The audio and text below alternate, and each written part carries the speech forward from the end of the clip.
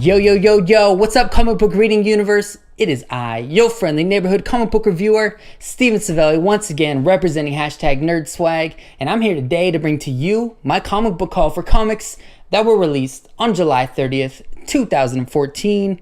Today, I have 12 comics to show off that my fiance bought me. You know, she was holding it down for me, and while I was at work, she went and bought my comics for me from my local comic book shop, went in there and said, "Where's my man's haul?"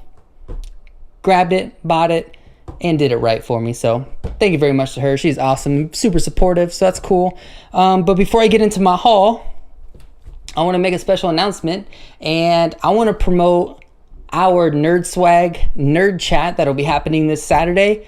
I have a special guest host this week. It won't be somebody from the NerdSwag family, and that'll be another comic book YouTuber out there, and that's Tim Morant. He'll be joining me live for a live broadcast of our nerd show where we talk about all nerd news, rumors, releases, and have a nice discussion and debate and whatever else comes up in about 30 minutes to an hour. But yeah, I'll have a special guest host. The link to his channel I'm going to put down in the description. But he does comic book hauls, has a great history of comics, been collecting comics for multiple decades, is a huge independent guy, so I'm super excited to have him on the channel and ask him about all that kind of stuff. So should be a fun discussion. We'll also be touching on the Guardians of the Galaxy movie that's coming out tomorrow night, actually on Thursday night. I'll be going at 7, and I'll be doing a Guardians of the Galaxy review with my fiance, which should be fun. Should be up by this weekend. So enough of promo and some stuff. Let's get into my comic book haul for this week. Like I said, 12 comics. I have 3 for Image, and I'm going to start with those books. The first book I got from Image Comics is Low. This is issue number 1. This is a mature comic and is written by Rick Remender. Rick Remender is also writing Deadly Class for Image and is writing Uncanny Avengers, Captain America, huge Marvel writer. Anyway, this is the number 1 issue of Low. I haven't done too much research into this. The cover has like a BioShock feel to it. I actually don't know the plot of this book, but I know the pre-release reviews for this book have been outstanding. And Deadly Class is in my top 5 favorite books out right now. So very excited for what Rick Remender does with Low, and I'm looking forward to reading this. The second book that I got here is Outcast, issue number 2. This is written by Robert Kirkman, the guy that writes and created The Walking Dead. He started this brand new comic called Outcast. Like I said, this is the second issue, and this is about, it's kind of hard to explain. I don't want to give too much away, but it's about a guy who has some sort of interaction or some attraction to some demonic possessions, but he seems to have something in him that can kill or dispel demons. There's something about him in his life where he has an effect on possessed people and can heal them. So that's what this is about. It's called Outcast. He's kind of an outcast. He doesn't know why he's different or why he has these powers, but he has people that come to him to do exorcisms, basically, and he can just walk up and dispel demons. Pretty interesting book. Anyways, Outcast number 2. And the third book I got from Image that I'm super excited about, all these releases, very, very pumped, is COWL, issue number 3. Stands for the Chicago Organized Workers League. And if you know anything about COWL, or if you don't know anything about COWL, it is basically this union of superheroes that works for the city of Chicago. That's just another department. Like the police department, fire department, there's a superhero department that does investigative reporting, that does crime scene investigating, that chases down criminals, stuff like that. So that's what COWL is. It's created by Kyle Higgins and Alec Siegel with art by Reis. And the art on this book is always stunning. I really like the aesthetic of this book. Very dark and like subtle palette. Very similar to Watchmen. Just the appearance of it. That's it for all of my Image books. So let's jump over into Marvel, where I have 7 books this week. All right, first issue's Uncanny X-Men, issue number 24. This is an original Sin tie-in. The last issue focused on really Cyclops and his squad, and hopefully this issue will pick up with the last Will and Testament, Charles Xavier. But we'll see if it picks up on that issue. It should, because that's what the last one was about, but interested to see what the last will and testament of Charles Xavier is. And the cover here is Dazzler, and she looks a little wore out. It's a very interesting cover for them to choose. Anyway, looking forward to Uncanny X-Men issue number 24. 23 was really good and had some good character development for Cyclops. So excited to read that.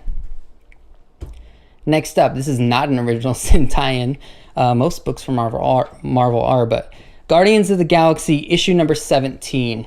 With the movie coming out this week, you know they had to release Guardians books, so I got 2. We'll go into the second one next, but what's been going on in Guardians is all the Guardians have been captured by different races, and Peter Quill was captured by his father, and in last issue, he broke free and gave the people of Spartax a reason for why his father is a bad ruler and an evil person. So we'll see where this picks up. Gamora and Angela seem like they're going to be the next 2 that get away from being captured. So we'll see where it goes. This is written by Michael Bendis. Like I said, second Guardians books is Guardians of the Galaxy 100th Anniversary, issue number 1. I don't even know why I say issue number 1. It should just be a one-shot because that's what these are. There's no other connecting stories to these. This is just a one-and-done read, and this is the best guess Marvel has for what stories could be happening in Guardians when they hit their 100th anniversary. So it's kind of like a projection into the future. You get dropped right into a story arc. You have no idea what's going on besides one page that updates you on the happenings of that story arc. So you don't actually read the previous issues, and then you just read the finale. That's what these are. You just read the finale of a story arc from the future. The characters aren't in the future, like actually from our future. So interesting book, or it's going to be an interesting book, and it looks like they have some old characters in here from the original Guardians, so that should be cool. Yeah, looks interesting. Actually, let me show off a page. It's got some weird art in here. It's very kitty and cartoony, which, you know, fits Guardians. All right, the next issue I have is Avengers issue number 33. Now we have 3 Avengers books coming up in a row. This is written by Jonathan Hickman with art by Francis Lionel Yu.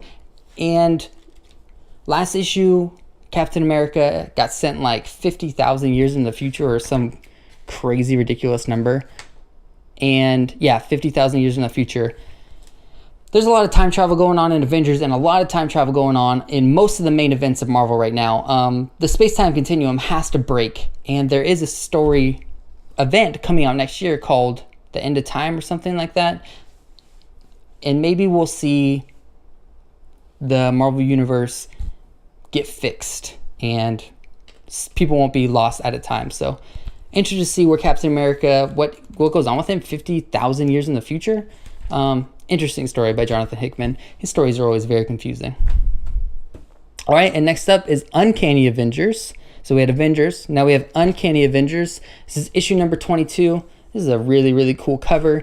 This one is written by Rick Remender, and the art's by Daniel Acuna. This book is always super cool. The Uncanny Avengers, everyone on Earth died. It was the Avenge the Earth storyline. The Earth died. Only the mutants were saved.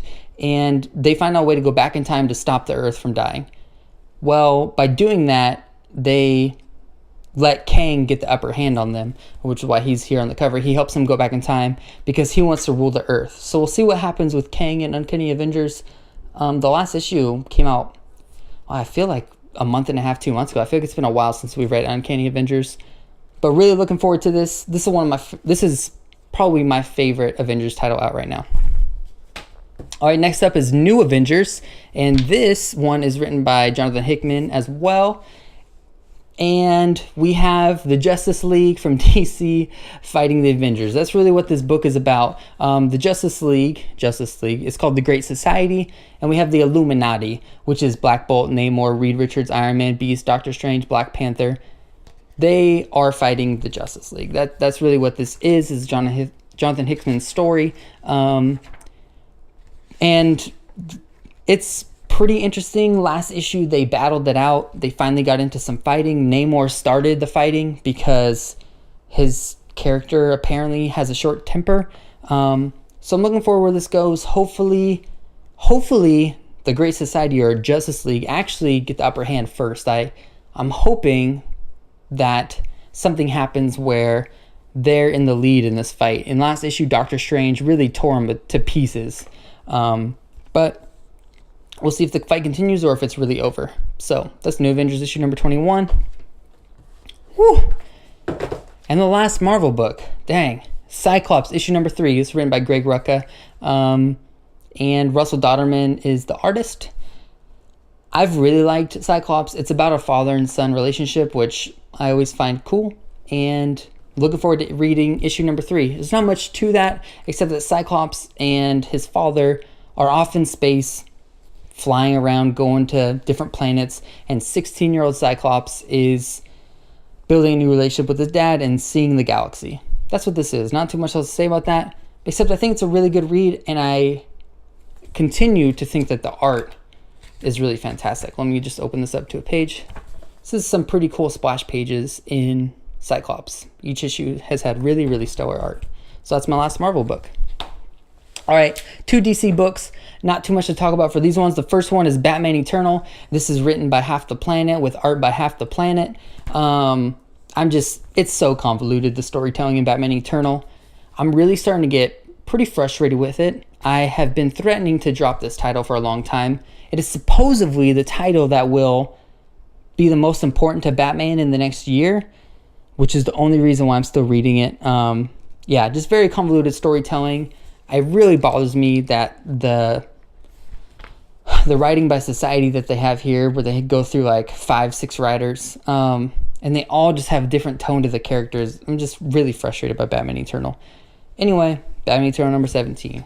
Oh yeah, super exciting. All right, and the last book picked up this week, Detective Comics Annual number 3. Now, Detective Comics is the best Batman book on the shelves, and this is the annual. It's written by Brian Buccellato, who is doing Wonder Woman, and he was writing Detective Comics before the new team jumped on. So this is a Icarus tie-in. So Icarus is the current Detective Comics story going on right now. This looks like to be kind of a prequel to Icarus. I'm thinking that's what it is. So it'll be interesting to read. It could be a continuation of Icarus. I'm not sure. It looks like it's titled Icarus Chaos Theory. So we'll see if it's either a prequel or ties into current events with Detective Comics. But yeah, should be an interesting read.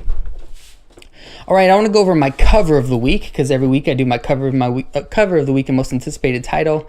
And my favorite cover of the week, just the one that looks the coolest. You can comment below which was your cover of the week, but it's Uncanny Avengers issue number 22. I really like this cover. We got Sunfire here, we got Thor, we got Havoc, we got Wasp. Just really cool. I don't know. I like the aesthetic on it. And my most anticipated title of the week is probably, oh man, any of these Image comics I could really go with. But I'm going to go with Low, issue number 1. Really interested to see what Rick Remender does. This looks like a watercoloring. I haven't even opened it up. I kind of don't. Oh, I just did. I just opened it up. Anyway, excited to check out Low, issue number 1. All right, that's my comic book haul for this week. Don't forget to check out the Nerd Swag Nerd Chat on Saturday with Tim. And check back for my comic book reviews later this weekend. Those were my most anticipated title on my cover of the week. So you can leave yours down below in the comments. Don't forget to follow us on our Facebook, which just hit 6,000 likes, and our Twitter account. All the links are down here. And check out our website, www.nerdswag.com. I'm Stephen Savelli, and I will see you guys next Wednesday for my new comic book haul. Same Nerd Swag time, same Nerd Swag channel.